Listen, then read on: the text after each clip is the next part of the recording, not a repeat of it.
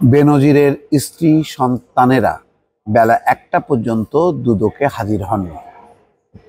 এটা জানাই ছিল আগের দিন যখন বেনজির আহমেদ নিজে উপস্থিত হননি, তখন তার স্ত্রী সন্তানরা আসবেন এটা মনে করার কোনো কারণ নেই।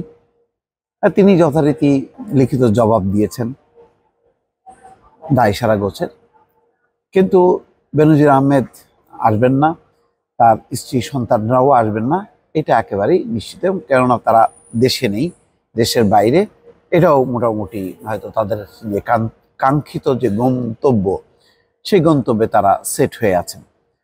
পুলিশের সাবেক আইজিপি বেনজির আহমেদের স্ত্রী ও সন্তানরা আজ সোমবার বেলা ১টা নাগাদ দুর্নীতি দমন কমিশনে হাজির হননি।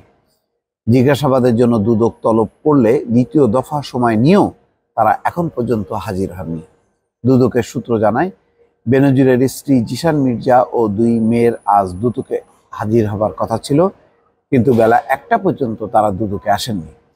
বিকাল ৪টা পর্যন্ত সময় থাকলেও তারা আসবেন বলে মনে করছেন না সংশ্লিষ্ট ব্যক্তিরা।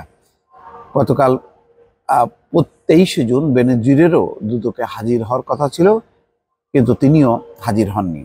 ২১শে জুন দুদকের কাছে লিখিত বক্তব্য পাঠান বেনজির। দুদক সূত্র বলছে, চিঠিতে সংস্থাটির জিজ্ঞাসাবাদের জন্য হাজির হতে আর সময় চাওয়া হয়নি। এখন দুদক আর বেনজিরের পরিবারের কাছে সম্পদের বিবরণী চাইবে না। সংস্থাটির অনুসন্ধানে বেনজির ও তার পরিবারের সদস্যদের যে বিপুল সম্পদ পাওয়া গেছে, তার ভিত্তিতেই শিগগিরই মামলা হবে। রাজধানীর সেগুনবাগিচায় দুদকের প্রধান কার্যালয়ে এক সংবাদ সম্মেলনে গতকাল রোববার সংস্থাটির সচিব খোরশেদা ইয়াসমিন বলেন, বেনজিরের লিখিত বক্তব্য আমলে নেওয়া হবে কিনা সে বিষয়ে অনুসন্ধানকারী কর্মকর্তারা সিদ্ধান্ত নেবেন।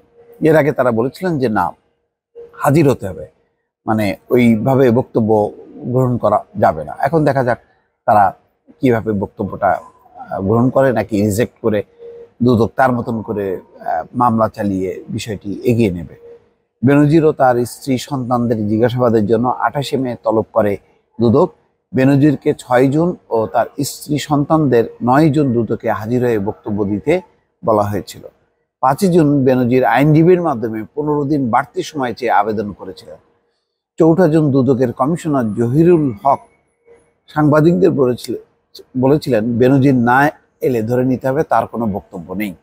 দুদকের অনুসন্ধানে এখন পর্যন্ত বেনজির ও তার স্ত্রী সন্তানদের নামে ঢাকায় মোট ১২টি ফ্ল্যাট, বিভিন্ন জেলায় ৯৯৭ বিঘা জমি, ১৯টি কোম্পানি শেয়ার এবং ৩০ লাখ টাকার সঞ্চয়পত্র, ৩৩টি ব্যাংক হিসাব ও ৩টি বিও হিসাব পাওয়া গেছে। এসব সম্পদ জব্দের আদেশ দিয়েছেন আদালত। আদালতের ওই আদেশ আসার আগেই ৪ঠা মে বেনজির সপরিবারে দেশ ত্যাগ করেন। বেনজির ২০২০ সালের ১৫ই এপ্রিল থেকে ২০২২ সালের ৩০শে সেপ্টেম্বর পর্যন্ত আইজিপি ছিলেন। এর আগে তিনি ঢাকা মহানগর পুলিশ কমিশনার ও র্যাবের মহাপরিচালক হিসেবেও দায়িত্ব পালন করেন। মানবাধিকার লঙ্ঘনের অভিযোগে ২০২১ সালের ডিসেম্বরে সাবেক ও বর্তমান ৭ কর্মকর্তার উপর নিষেধাজ্ঞা দেয়, যাদের মধ্যে বেনজিরের নামও ছিল। দর্শক, আলোচিত এই কর্মকর্তা আসলে খুবই রাজকীয় জীবনযাপন করেছেন। আপনারা জানেন যে রিটায়ারমেন্টের পরে তার যে প্রোটোকল দেওয়া হয়েছে অনেকটা বর্তমান যে আইজিপি তার মতনই সমান। ফলে সেভাবেই তিনি কাটিয়েছেন এবং মনে করেছেন যে দুর্নীতি, লুটপাট, টাকা পাচার, নানানভাবে ক্ষমতায় যেহেতু তার সরকার আছে, সুতরাং সরকার তাকে কিছুই বলবে না। কিন্তু সবসময় যে সরকার প্রোটেকশন দেয় না, আর যখন নাকি তার প্রয়োজন ফুরিয়ে যায়, তখন কোনো কারণ নেই যে সরকার এই ধরনের একজন বিতর্কিত ব্যক্তিকে নিয়ে সে বিতর্কিত হবে। সুতরাং সরকার হয়তো মনে করেছে যে তার দুর্নীতিমুক্ত হবার বা দৃষ্টান্ত স্থাপনের একটা সময়, সুতরাং এখন বেনজির বলি হয়েছে। আর বেনজিরও মোটামুটি সেই সুযোগ নিয়ে দেশ ত্যাগ করেছে। দেশ ত্যাগ করে হয়তো ইউরোপের কোনো দেশ অথবা দুবাই অথবা তুরস্কে ঘাঁটি গেড়েছে। তো আলটিমেটলি যা ক্ষতি সেটা হলো দেশের এবং দেশের মানুষের। দর্শক, ভালো থাকবেন। আল্লাহ হাফেজ।